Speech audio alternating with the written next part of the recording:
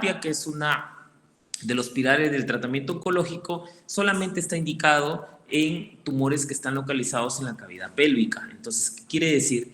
Que para recto medio, para recto inferior y para canal anal, la radioterapia la utilizamos bastante como parte de estrategia terapéutica dependiendo del estadiaje del paciente, ¿ok? Eso hay que tener en cuenta. Epidemiológicamente, cáncer de colon es a nivel mundial en varones, se ubica en tercer lugar en incidencia, específicamente tercer lugar en mortalidad. En mujeres también tercer lugar en incidencia y tercer lugar en mortalidad a nivel mundial. A nivel Latinoamérica y el Caribe, cáncer de colon lo ubicamos en segundo lugar en incidencia, con una mortalidad cercana quizás a un 40%, por ahí podría llegar al 50%. A nivel de mujeres, colorectal segundo lugar igualito, con una mortalidad de cerca de un 30-40%. Y a nivel de Perú, en varones, lo ubicamos en cuarto lugar en incidencia, con una mortalidad cercana a un 20-30%, y en mujeres lo encontramos también en un cuarto lugar de incidencia. Específicamente, si vemos el panorama mundial, tercer lugar, incidencia y mortalidad, tanto en hombres como en mujeres. En Latinoamérica y el Caribe sigue en tercer lugar, y en Perú, cuarto lugar en incidencia en hombres y cuarto lugar en incidencia en mujeres. Para hablar de la etiología en factores de riesgo, debemos de conocer que el 80% del cáncer de colon es de naturaleza esporádica, o sea, de la nada puede aparecer, ¿ok? 1-2% está asociado a enfermedad inflamatoria, 10-15% asociado a cáncer hereditario familiar polipósico y un 5-10% asociado a lo que llamamos como síndrome hereditario, síndrome de Lynch. Ahora, en el 80%, que es la mayoría de cánceres de colon que son esporádicos, estos se originan a partir de los famosos adenomas preexistentes, o sea, los pólipos adenomatosos dan el origen al cáncer de colon esporádico en un 80%. ¿Y qué es un pólipo? Un pólipo específicamente es un repliegue o proliferación de la mucosa. Esto es un pólipo. Y este pólipo, en algunos casos, dependiendo qué tipo sea, puede degenerar y dar a la aparición de una neoplasia. ¿Ok? Para hablar de específicamente los pólipos que podrían originar neoplasias, tenemos a los famosos adenomas tubulares, tubulovellosos y vellosos específicamente. ¿Ok? Y hay que tener en cuenta que a los 50 años, casi un tercio de las personas mayores de 50 años van a tener siquiera un pólipo si se les hiciera una colonoscopía. Y en los 70 años ya aumenta un poquito, casi la mitad de los pacientes, de las personas mayores de 70 años que se hicieran colonoscopía, pudieran tener la presencia de algún pólipo. No necesariamente un pólipo neoplásico específicamente, pero de un pólipo que en la mayoría son pólipos inflamatorios no neoplásicos en sí.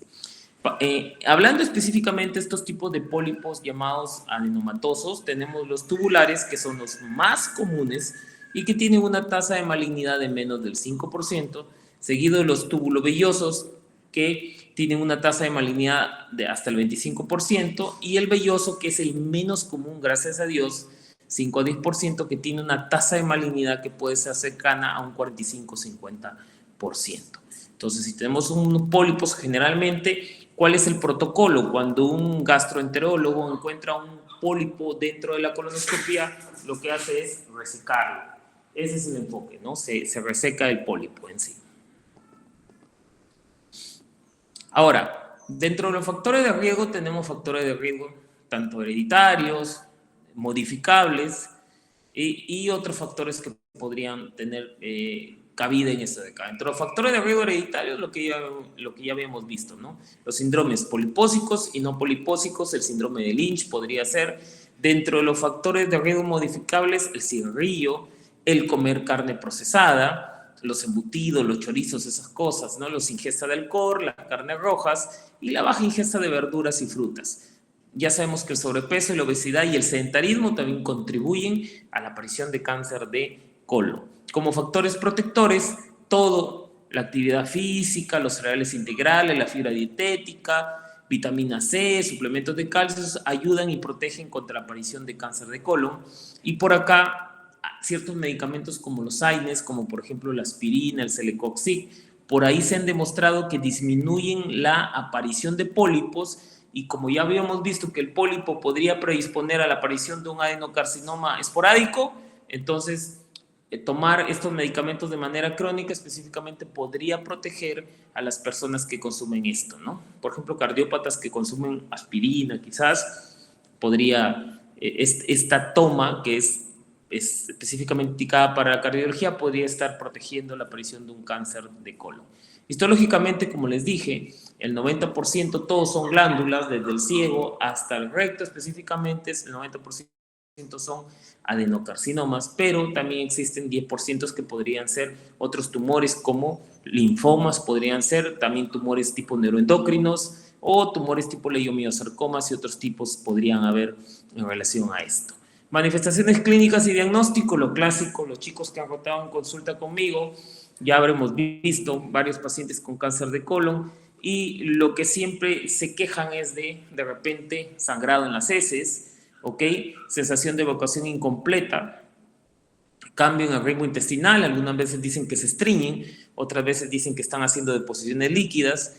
Lógicamente, heces más estrechas, específicamente el tumor va creciendo, va disminuyendo el calibre del colon, las heces se hacen más estrechas, dolor abdominal, ¿ok? Y lógicamente, como estas lesiones causan pérdida sanguínea que uno no nota, específicamente más los tumores que están en el lado derecho del colon, entonces podrían tener síntomas relacionados con anemia, cansancio, otras cosas que podrían tener, hiporexia y todo lo demás. Ahora, algo que hay que tener en cuenta que la enfermedad de cáncer de colon del lado derecho tiene peor pronóstico que la de colon izquierdo. La del colon derecho está relacionado con más mutaciones genéticas, está asociado con varias mutaciones que conllevan mayor, específicamente, agresividad de los tumores en general. Y en el lado izquierdo, en comparación, tiene mejor pronóstico. Incluso por aquí podríamos utilizamos mucho lo que tiene que ver con la inmunoterapia en sí. Entonces, generalmente en el lado derecho debutan con anemia. Muchos pacientes no han tenido síntomas digestivos y de un momento a otro, por estudio de anemia, piden una colonoscopía y en la colonoscopía evidencian la lesión, ¿ok? En cambio, por el otro lado, en el lado izquierdo, generalmente viene las heces con sangre, ¿no? Porque está más cerca al ano, las heces salen con sangre viva, específicamente dolor al sentarse, todo lo demás que nos alerta, por así decirlo, de dónde podría estar el problema. Entonces, para resumir, lado derecho tiene peor pronóstico que el lado izquierdo. Lado derecho, más mutaciones genéticas que en el lado izquierdo. Entonces, esto le conlleva mayor agresividad a esta enfermedad. Las lesiones pueden ser polipoideas, específicamente pueden ser estenosantes, como el colon izquierdo, pueden ser lesiones ulceradas, sangrantes, como las que aparecen a nivel del recto en sí. Y para el diagnóstico, obviamente, todo empieza por la clínica. Por ahí algunos hay que pedirle los marcadores tumorales CIA de repente, el Tevenon en heces, que lo utilizamos mucho, y obviamente cuando sospechamos de algo, colonoscopía. La colonoscopía es la que nos va a permitir evidenciar la lesión, si hay un pólipo, sacarlo y tener muestras para biopsia y para patología. Posteriormente, lógicamente, cuando ya tenemos el diagnóstico, procedemos a la extensión de enfermedad o a ver en qué etapa está y le pedimos las clásicas tomografías de tórax, abdomen y pelvis específicamente para ver en qué etapa está y dependiendo de la etapa, nosotros damos el tratamiento de la enfermedad. Ahora, hay una salvedad que prácticamente un 7-8% de los pacientes con cáncer de colon tienen tumores sincrónicos. ¿Y qué significa, doctor, tener un tumor sincrónico de colon? Significa que puedo tener dos tumores. Puedo tener un tumor de repente en el recto y puedo tener un tumor en el colon transverso. Entonces, es por eso que como ya hay una incidencia de un 7-8% que puedan existir de estos sincronismos, lo que se recomienda es que en la medida posible, si se puede hacer una exploración completa de todo el colon, debería hacerse. Lógicamente hay algunas situaciones en que el tumor es tenosa y no deja pasar el colonoscopio, lógicamente ahí no se puede ver, pero en la medida de lo posible, si se puede explorar todo el colon, debería hacerse. ¿Okay? Ahora, para el cribaje o para la prevención, utilizamos específicamente a partir de personas mayores de 50 años, utilizamos la colonoscopía. Colonoscopía y TB non-in-heces es lo que utilizamos bastante, generalmente a partir de los 50 años. Si de repente la colonoscopía está negativa, lo que se hace es específicamente repetirla ya cada 5 años, pero el TB non-in-heces es hacerlo anualmente. Esto lo comenté, carcinoma sincrónico para el estadiaje, el clásico TNM, ¿ok?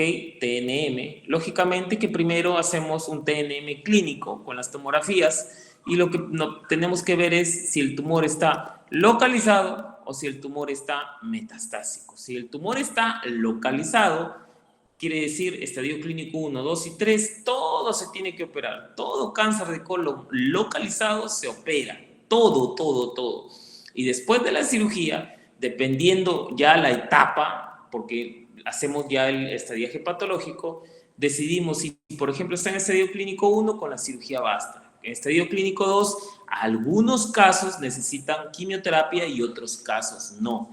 Estadios clínicos 3, todos necesitan quimioterapia. Todo cáncer de colon, estadio clínico 3, idealmente debe recibir quimioterapia después de la cirugía. Y los estadios clínicos 4 ya sabemos que no tenemos oportunidad de curarlos y lo que buscamos específicamente es tratar que el paciente viva la mayor cantidad de tiempo posible y para eso utilizamos mucho la inmunoterapia, utilizamos mucho otros medicamentos, otros anticuerpos monoclonales que combinados con la quimioterapia podrían tener mayores efectos y el paciente podría vivir más tiempo en sí. Entonces esta es la parte de cáncer de colon, ¿ok?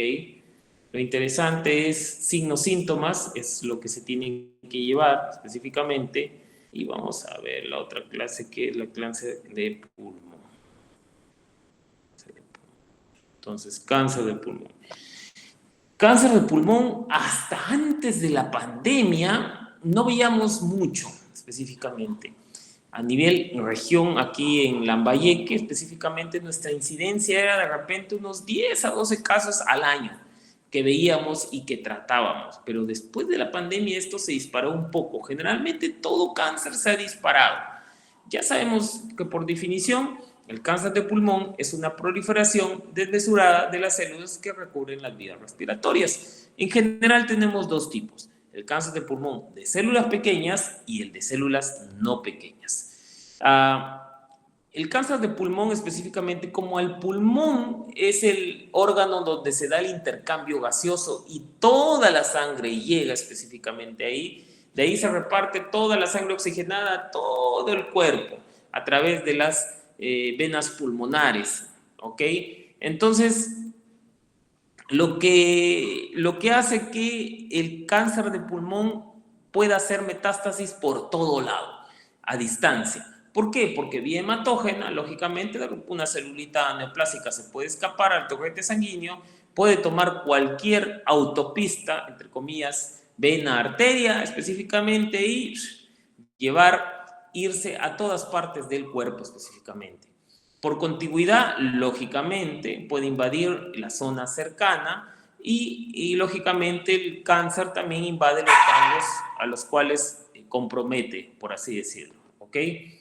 Entonces, para hablar de cáncer de pulmón específicamente, ya sabemos que a nivel mundial específicamente, los cánceres más frecuentes, ya habíamos hablado que el cáncer de pulmón es uno de los más frecuentes en general, tanto en hombres como en mujeres específicamente, uno de los más frecuentes y en sí es el más mortal. Eso es a nivel mundial, pero nosotros a nivel de continentes, obviamente, los continentes donde más, como tiene bastante relación con el fumar, con el tabaco, donde más se fuma, mayor incidencia de cáncer de pulmón va a haber. Norteamérica, Europa, Asia, Oceanía. Nosotros en Latinoamérica y el Caribe no tenemos mucho esa conducta de fumar, específicamente es por eso que no tenemos tanta incidencia, pero lo que sí podemos mirar específicamente es que tiene alta mortalidad, específicamente más en los países como el nuestro, en el continente latinoamericano, miren la incidencia y la mortalidad.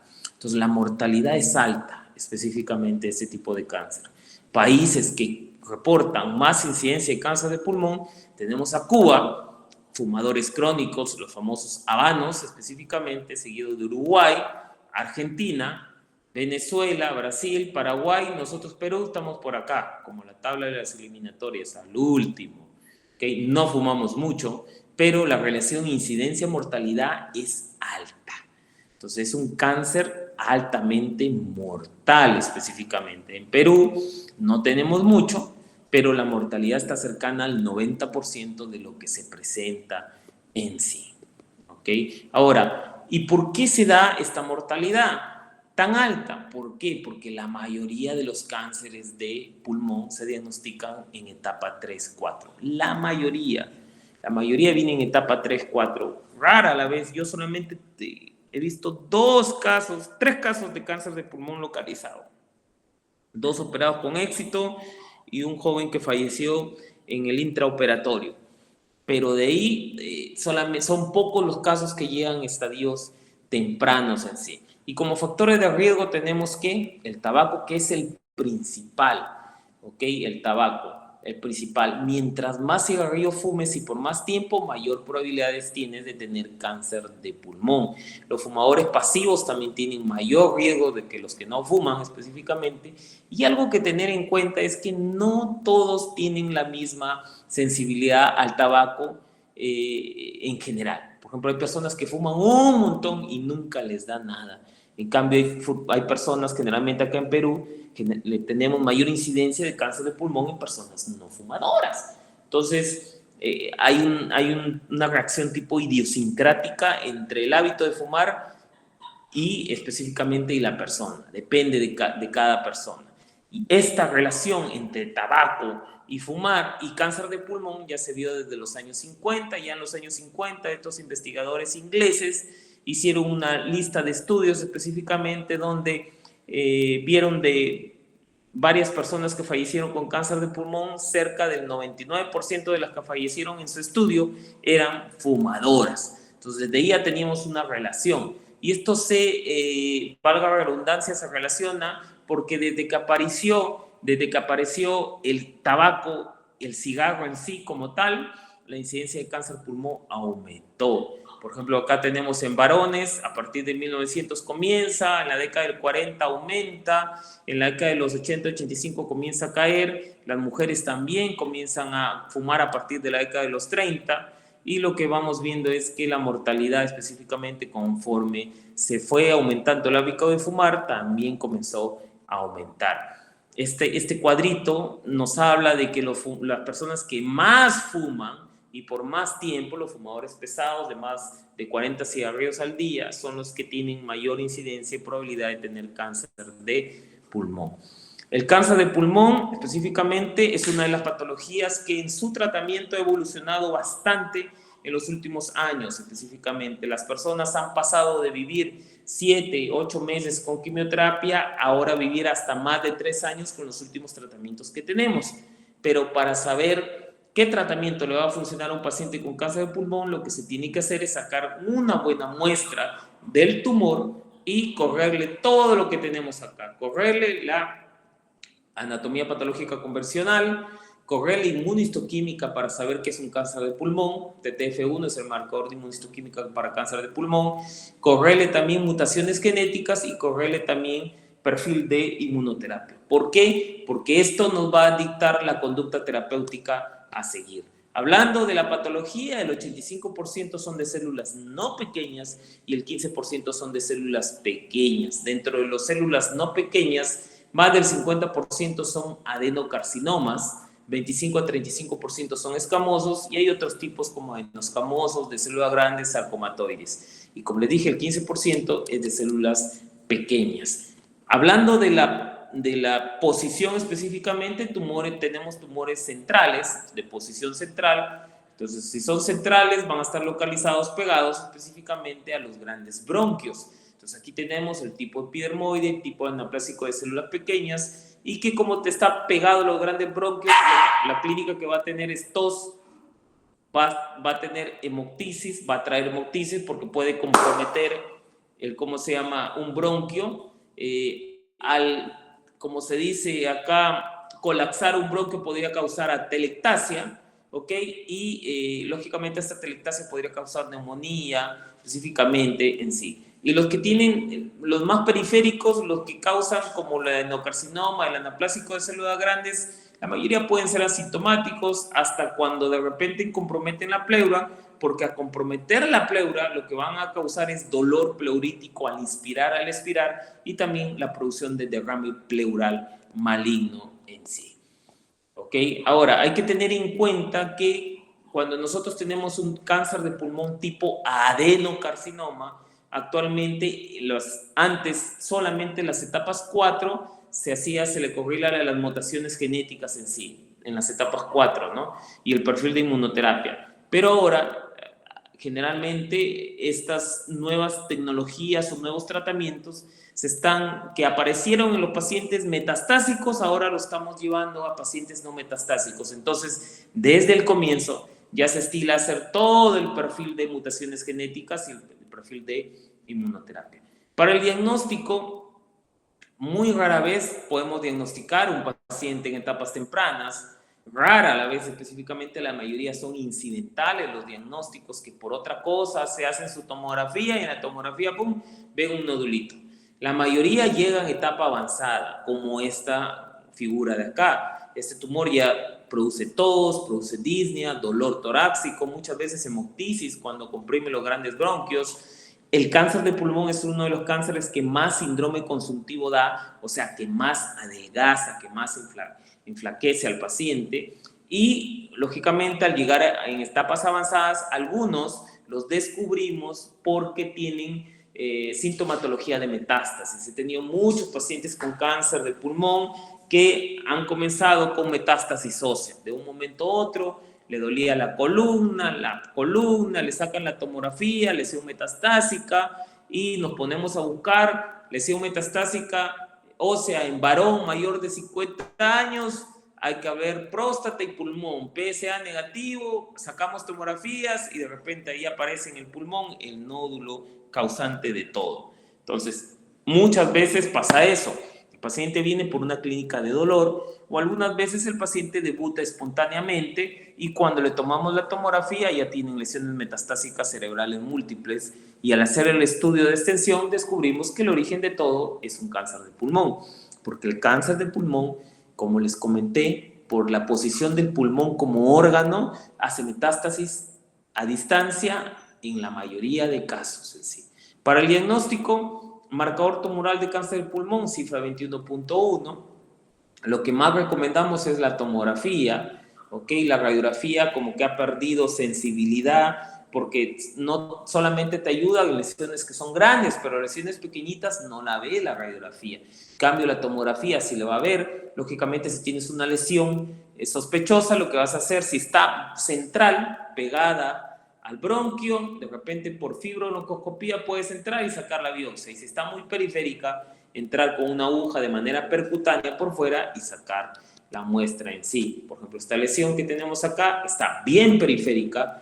Por acá, si el neumo hace la fibrobronco, no va a llegar específicamente. Entonces, pero de manera percutánea, esa lesión sí la podríamos sacar. ¿Bien? Entonces, estas son las biopsias percutáneas. Entra con la aguja al pulmón, saca la muestra y la mandamos a estudiar. Aquí tiene otros nódulos, lógicamente ya por esto de acá es un cáncer de pulmón estadio clínico 4 cuando tiene nódulos bilaterales y se manda a estudiar. La idea es sacar una buena muestra para poder tener todo el estudio genético posible, ¿ok? Todo el estudio genético posible. Antes pensábamos que la radiografía de tórax nos podía servir como un método de screening para cáncer del pulmón. Ahora ya hemos descubierto, estudios recientes nos han dicho que no sirve, que lo mejor para poder hacer el screening en cáncer de pulmón es una tomografía de tórax de alta resolución. Y esa tomografía debería estar orientado todos los años, una tomografía anual a las personas que fuman. A los fumadores, todos los años, su tomografía de tórax de alta resolución. TNM, igual, TNM. Y en el tratamiento ahora tenemos, lógicamente, en etapas tempranas, cirugía específicamente. En etapas avanzadas ya lo que se hace es tenemos quimioterapia, inmunoterapia, terapia dirigida, que puede ayudar a que el paciente viva por mucho tiempo en sí. La radioterapia la utilizamos como en dos escenarios, con intención curativa, de repente en los estadios clínicos 3 o estadios clínicos 2 de tumores o bultos en el pulmón que no son operables. Entonces la radioterapia con intención curativa se puede dar, siempre acompañada de quimioterapia, y lo utilizamos mucho la radioterapia cuando hay metástasis, siempre lo utilizamos. La quimioterapia era la base del tratamiento en las décadas de los 70, 80, pero con el desarrollo de estas terapias moleculares y tratamientos dirigidos, ya específicamente primero debemos tener el perfil molecular del paciente para poder determinar qué le va a ayudar. ¿Okay? Y dentro del perfil molecular del paciente, si tenemos un paciente con cáncer de pulmón tipo adenocarcinoma en etapa 4, si tenemos mutación FGR, que la podríamos encontrar en un 13%, su tratamiento es una pastillita, osimertinib 80 miligramos, una tabletita al día. Eso es lo que le corresponde como tratamiento al paciente. Es un medicamento muy dúctil, muy fácil de manejar, no genera muchos efectos adversos, y la sobrevida libre de progresión de esta pastilla, o sea, entre comillas, el tiempo que funciona la pastilla podría ser entre 2 a 3 años. Entonces, bastante que con una pastillita te controla la enfermedad 2 3 años, es bastante. Entonces, si tuviera mutación ALK, hay una pastillita llamada lorlatinib que la podríamos utilizar. Y lógicamente, cuando tienes mutaciones target, lo que hacemos es darle inmunoterapia. Cuando el paciente no expresa ninguna de estas mutaciones, la inmunoterapia asociada a la quimioterapia. Y si el paciente expresa más cantidad de receptores de inmunoterapia, lógicamente la inmunoterapia le va a ayudar más que la quimioterapia. Entonces, esta es la parte del cáncer de pulmón. Okay, que también los pacientes, los chicos que rotan conmigo, hemos visto pacientes con cáncer de pulmón.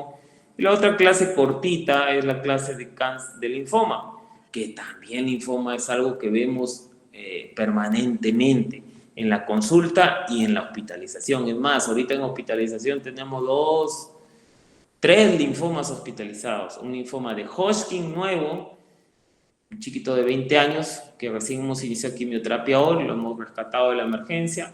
Tenemos un linfoma no Hodgkin, un abuelito de 79 años que le hemos dado un tratamiento para linfoma, pero adecuado a su edad.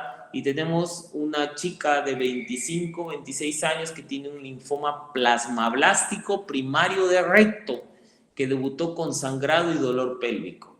Entonces, así tenemos un montón de estos pacientes con linfoma, porque linfomas en el Perú es muy frecuente. ¿Y qué es un linfoma? Un linfoma es una neoplasia maligna que se caracteriza por la proliferación de células del sistema linfoide. Y lógicamente, si hablamos de sistema linfoide, lo primero que tenemos que tener en cuenta es el ganglio, pero no solamente el ganglio, porque el tejido linfoide lo encontramos en las amígdalas, en el timo, en el vaso, en el intestino delgado, específicamente en el cerebro. En muchas zonas de nuestro cuerpo encontramos específicamente tejido linfoide linfático que podría ser asiento o donde se podría producir los famosos linfomas. Para hablar de linfomas específicamente a nivel mundial, no aparecen mucho en incidencia, peor en mortalidad, pero en zonas como por ejemplo en Europa, Norteamérica, predomina el linfoma de Hodgkin.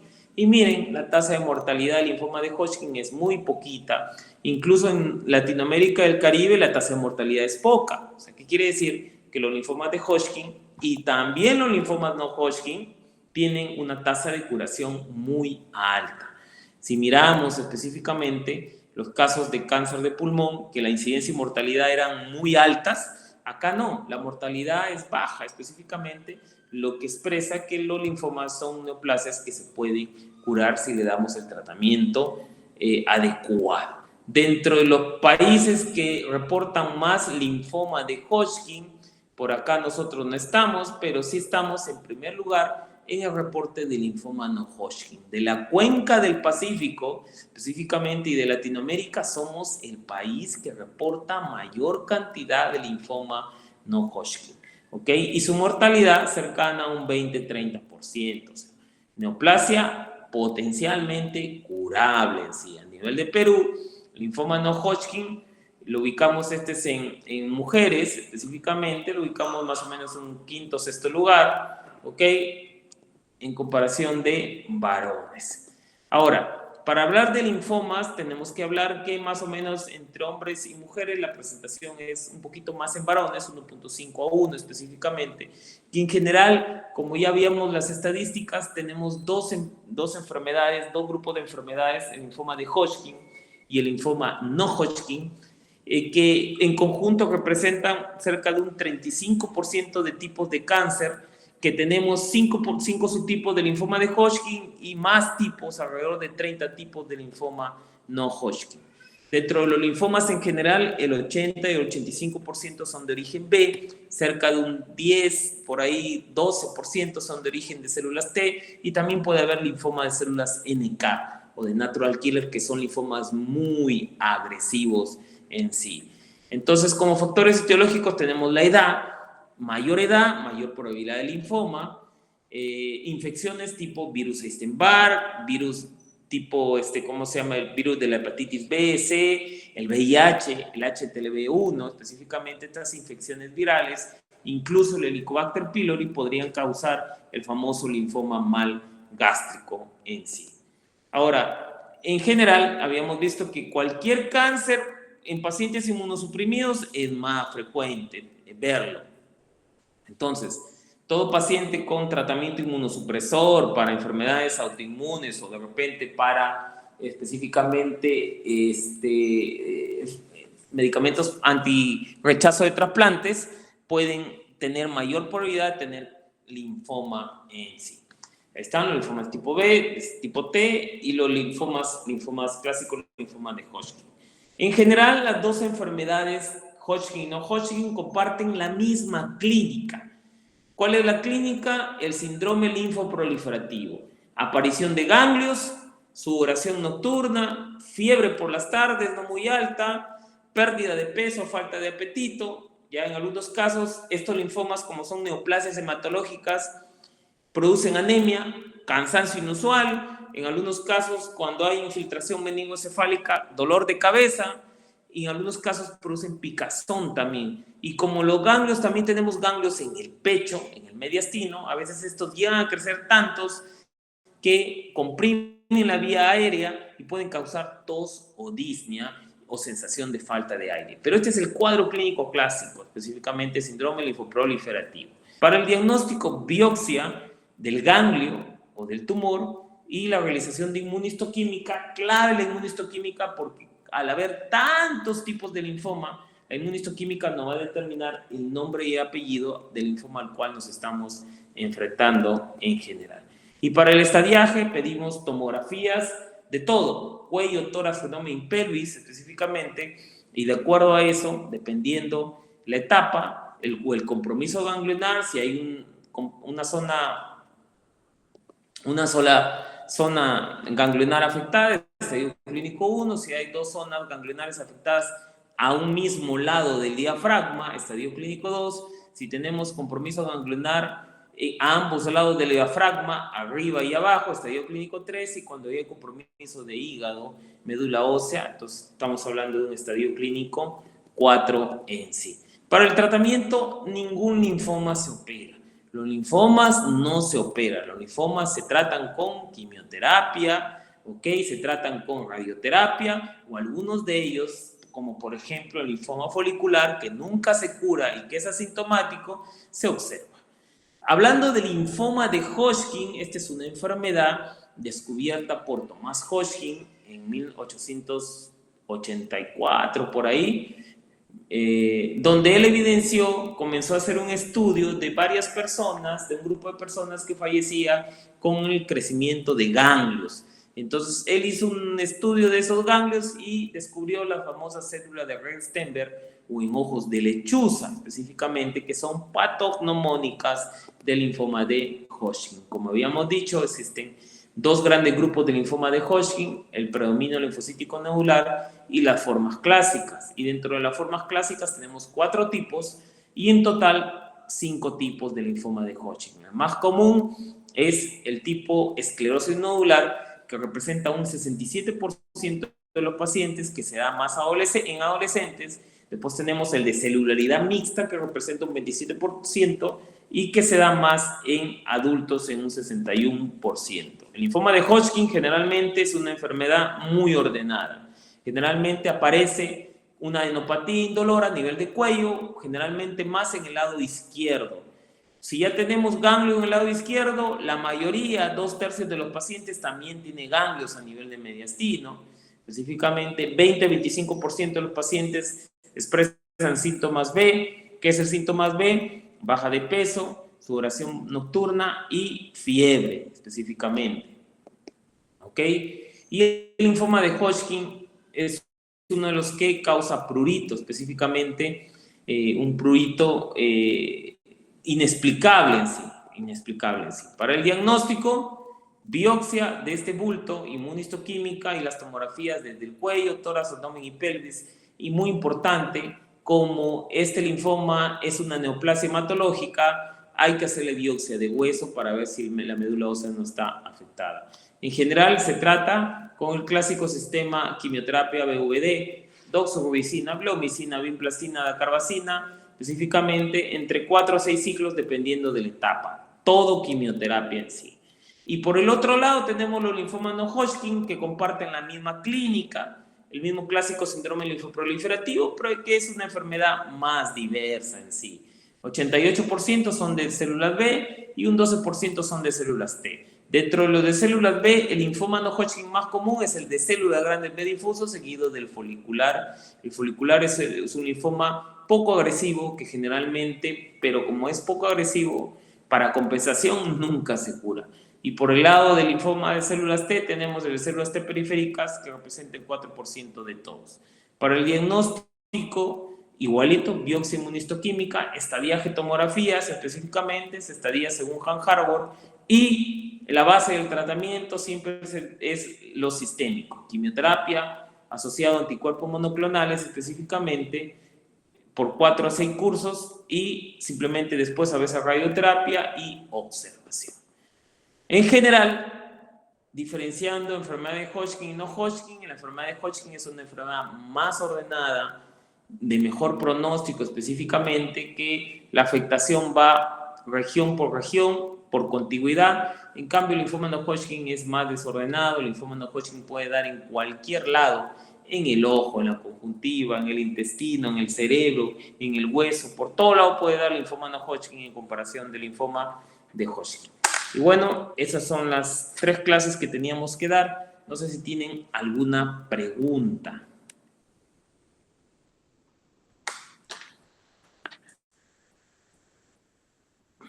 ¿Preguntas, chicos? La verdad no, doctor. No sé qué.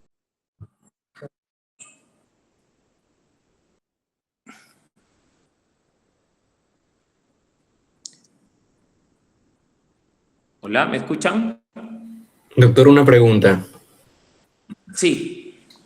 Con respecto al tratamiento por estadios de cáncer de pulmón, más o menos había leído que en el estadio 3 depende mucho si es operable o no para que se haga la cirugía y también la Así es. quimioterapia como neoadyuvante, pero después o sea, primero da la neoadyuvancia, después cirugía y después, ¿qué elige? ¿La radioterapia o de nuevo quimioterapia? Disculpe. Va a depender de lo que encuentres en la cirugía, porque si hay compromiso ganglionar, muchas veces cada cáncer tiene su indicación de radioterapia, ¿no? Generalmente, dependiendo del compromiso ganglionar o de qué tanta enfermedad ha quedado, vas a consolidar con algo de quimioterapia en algunas veces o con radioterapia. Y en algunos casos tenemos cánceres de estadio clínico 3 de pulmón localizados que por A o B motivos son que no se pueden operar. ¿Ok? Una cosa es resecable, o sea, que el cirujano lo puede sacar, y otra cosa es que lo pueda operar. Algunas veces tenemos pacientes cardiópatas, hipertensos, como la mayoría de este cáncer se da a partir de los 70 años, generalmente, entonces hay gente que no se puede operar. Entonces, en estos estadios clínicos 3 utilizamos muchas veces también la quimioterapia junto con la radioterapia como tratamiento curativo definitivo. Entonces, ¿qué viene después de la cirugía? Va a depender de lo que se encuentre en sí. Ahora incluso después de la cirugía, ¿ok? Se protocoliza también hacerle perfil molecular y dependiendo si tiene alta expresión de PDL1, se le podría dar específicamente también su ¿cómo se llama? Inmunoterapia, o si de repente específicamente tiene FGR, malcaciones de FGR después de la cirugía, se le puede dar también osimertinib o terapia dirigida, ¿no? Entonces, va a depender mucho del paciente en sí. Gracias, doctor. ¿Alguna otra pregunta, chicos? Bueno, exactamente nos tomamos 40 minutos, como les prometí. Bueno, ya en todo caso, con eso estamos cerrando todo. Ya con los delegados, mañana ya coordino la hora del examen, ¿ok? Ya coordino con ellos. Antes, muchas gracias por su atención, por su comprensión y espero que después de estas clases teóricas y sus rotaciones, algo se lleven de oncología. Algo, cuando estén en su serum, se acuerden del paciente con linfoma, del paciente con cáncer de próstata, del paciente con cáncer gástrico y lo puedan referir a tiempo, porque ya saben que la clave del éxito en el manejo oncológico es reconocer la enfermedad a tiempo y referirla a tiempo. Entonces ese es el enfoque. Ok, chicos, muchas gracias por su atención. Marilú, gracias por su atención. Y bueno, cualquier cosa ahí estamos. Coordino con los delegados. Ya, chicos, muchas gracias. Buenas noches. Gracias por su tiempo. Gracias, doctor. Gracias, doctor. Gracias, doctor.